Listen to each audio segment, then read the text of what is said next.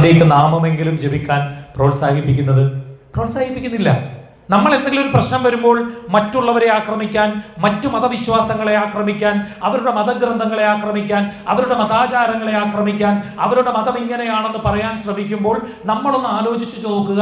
നമ്മൾ നമ്മുടെ കുഞ്ഞുങ്ങളെയെങ്കിലും നമ്മളുടെ മതവിശ്വാസമോ നമ്മുടെ മതാചാരമോ നമ്മുടെ മതത്തിലെ അനുഷ്ഠാനങ്ങളോ അനാചാരങ്ങളല്ലാത്ത ആചാരങ്ങളോ പഠിപ്പിക്കാൻ നമ്മൾ ശ്രമിക്കുന്നുണ്ടോ? സന്ധ്യയ്ക്ക് നാമമെങ്കിലും ജപിപ്പിക്കാൻ നമ്മൾ ശ്രമിക്കുന്നുണ്ടോ?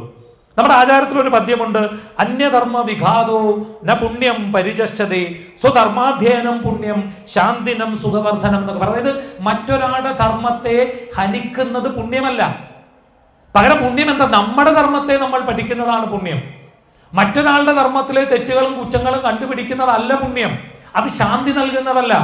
പകരം നമ്മുടെ ധർമ്മത്തെ നമ്മൾ പഠിക്കുകയും നമ്മുടെ ധർമ്മത്തെ നമ്മൾ മനസ്സിലാക്കുകയും ചെയ്യുന്നതാണ് പുണ്യമെന്ന് എത്രയോ നൂറ്റാണ്ട് മുമ്പ് എഴുതപ്പെട്ടു വെച്ചിട്ടുണ്ട്. ആലോചിച്ച് നോക്കൂ, നിങ്ങൾ മറ്റൊരാളെ പറയുമ്പോൾ നിങ്ങൾ നിങ്ങളുടെ ധർമ്മം പഠിച്ചിട്ടുണ്ടോ, നിങ്ങളുടെ മത ആചാരങ്ങൾ പഠിച്ചിട്ടുണ്ടോ, നിങ്ങളുടെ അനുഷ്ഠാനങ്ങൾ പഠിച്ചിട്ടുണ്ടോ എന്നൊരു ചോദ്യമില്ലേ? നമ്മൾ പഠിച്ചിട്ടുണ്ടോ? പോട്ടെ, സംസ്കൃതമെങ്കിലും പഠിക്കാൻ നമ്മൾ ശ്രമിക്കാറുണ്ടോ? എന്താ പറ്റാതെ? നമ്മളെ കൊണ്ട് പറ്റുന്ന കാര്യമല്ലേ? ഇന്ന് അതിനുള്ള എല്ലാ ആധുനികമായ സംവിധാനങ്ങളും ഉണ്ടല്ലോ. എന്തേ ശ്രമിക്കാതെ? നമ്മൾ മറ്റൊരാളെയും അവരെയും കുറ്റം പറയുമ്പോൾ നിങ്ങൾ പഠിക്കുന്നുണ്ടോ? നിങ്ങളുടേതെന്നൊരു ചോദ്യം വന്നാൽ പഠിക്കുന്നുണ്ടോ? നമ്മൾ പഠിക്കുന്നില്ല. നിങ്ങൾക്കൊരു കാര്യം അറിയോ?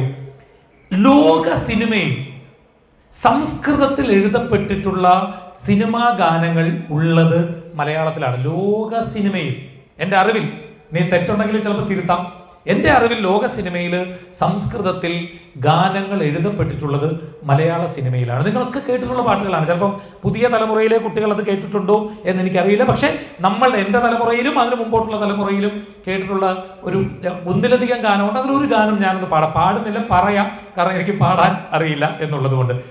ജാനകി ജാനേ രാമ ജാനകി ജാനേ വിഷാദകാലേ സഹാത്വമേവ ഭയാന്തകാരേ പ്രഭാത്വമേവ ഭവാബ്ദി നൗഗാ ത്വമേവ ദേവാ ഭജേ ഭവന്തം രമാഭിരാമ.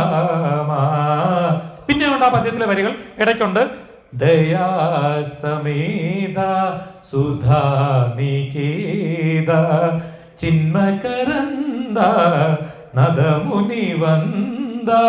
എന്തിനാ ഞാനിത് പാടിയെന്നറിയൂ? ഈ പാട്ടിന് മനോഹരമായ അർത്ഥമുണ്ട്. ആ അർത്ഥം എന്താണെന്ന് വെച്ചാൽ ഇത് രാമനെ പ്രകീർത്തിക്കുന്ന ഒരു പദ്യമാണ്. ജാനകി ജാനേ രാമ എന്ന് പറഞ്ഞാൽ നമ്മൾ സീതയെ പറ്റി, സീതയ്ക്ക് മാത്രമാണ് രാമനെ അറിയാവുന്നത് എന്നാണ് ആ വരികളുടെ അർത്ഥം. വിഷാദകാലേ സഹാത്വമേവ, നമുക്ക് വിഷമമുണ്ടാകുന്ന ഘട്ടങ്ങളിൽ നമ്മുടെ സഹോദരനായിട്ട് വസിക്കുന്നത്, നമ്മൾക്ക് കൊണ്ടു നടക്കാൻ കഴിയുന്നത് രാമനെയാണ്. ഭയാന്തകാരേ പ്രഭാത്വം, അതായത് നമുക്ക് ഭയമുണ്ടാകുമ്പോൾ നമുക്ക് ഭജിക്കാൻ കഴിയുന്നത്, ചേർത്ത് നിർത്താൻ കഴിയുന്നത് ശ്രീരാമനെയാണ്. ഭവാപ്തി നൗകാ ത്വമൈവ, അതായത് സംസാരമാകുന്ന സാഗരത്തിൽ നിന്ന് നമുക്ക് മുക്തി നേടാൻ സാധിക്കുന്നത് രാമനെ ഭജിക്കുന്നതുകൊണ്ടാണെന്നുള്ള മനോഹരമായ ഒരു ശ്രീരാമ സ്തുതിയാണ്. ഇത് എഴുതിയത് ആരാണെന്ന് നിങ്ങൾക്കറിയോ? ആർക്കെങ്കിലും അറിയോ? യൂസഫ് അലി കേച്ചേരിയാണ് എഴുതിയത്. ഒരു ഇസ്ലാം മത വിശ്വാസിയായിട്ടുള്ള ഒരാൾ സംസ്കൃതം പഠിച്ച് അദ്ദേഹം ലോക സിനിമയിൽ സംസ്കൃതത്തിൽ ഒരു ഗാനമുണ്ടെങ്കിൽ അത് എഴുതിയത് യൂസഫ് അലി കേച്ചേരിയാണ്. അതിനുശേഷം വന്നിട്ടുള്ള കൃഷ്ണകൃപാസാഗരം യൂസഫ് അലി കേച്ചേരിയാണ്. നിങ്ങൾ ആലോചിച്ച് നോക്കൂ, നമുക്ക് പറ്റില്ലേ? നമ്മൾക്ക് എത്ര പേർക്ക് സംസ്കൃതം അറിയാം? നമ്മൾ എത്ര പേർ സംസ്കൃതം പഠിക്കാൻ ശ്രമിക്കുന്നുണ്ട്? അദ്ദേഹം പഠിച്ചതാണ്. ഞാൻ പറഞ്ഞു വന്നതെന്താ? നമ്മൾ നമ്മുടെ സംസ്കാരമാണ് പഠിക്കേണ്ടത്. നമ്മുടെ സംസ്കാരം പഠിക്കാതെ നമ്മൾ മറ്റുള്ളവരെ കുറ്റം പറഞ്ഞിട്ട് കാര്യമില്ല. കഴിഞ്ഞ ദിവസം ഒരു പള്ളിയിൽ അച്ഛൻ്റെ പ്രസംഗം കുറേ നാൾ മുമ്പ് കേൾക്കുമ്പോഴാണ് അയ്യപ്പ എൻ്റകത്വവും സ്വാമി നിൻ്റകത്വവും നമ്മളൊക്കെ കേട്ടിട്ടില്ലേ? ശരിക്കും അതല്ല യഥാർത്ഥത്തിലുള്ളത്, തിന്തകത്വം. അത് താളത്തിൻ്റെ ഒരു ലയം, അതിനെപ്പറ്റി പറയുന്നതാണ്. പക്ഷേ അദ്ദേഹം മനോഹരമായി അതിനെ വിവർത്തനം ചെയ്തത് എന്താണ്? അയ്യപ്പ എൻ്റകത്വവും സ്വാമി നിൻ്റകത്വവും. എത്ര മനോഹരമാണ്! അപ്പം ഞാൻ പറഞ്ഞു വന്നത്, നമ്മൾ നമ്മുടെ ആചാരങ്ങളെ പറ്റി മനസ്സിലാക്കാതെ മറ്റുള്ളവരെ കുറ്റം പറയുന്നതിൽ ഒരു കാര്യവുമില്ല എന്ന് പറയാനാണ്. അത് പറയാനൊരു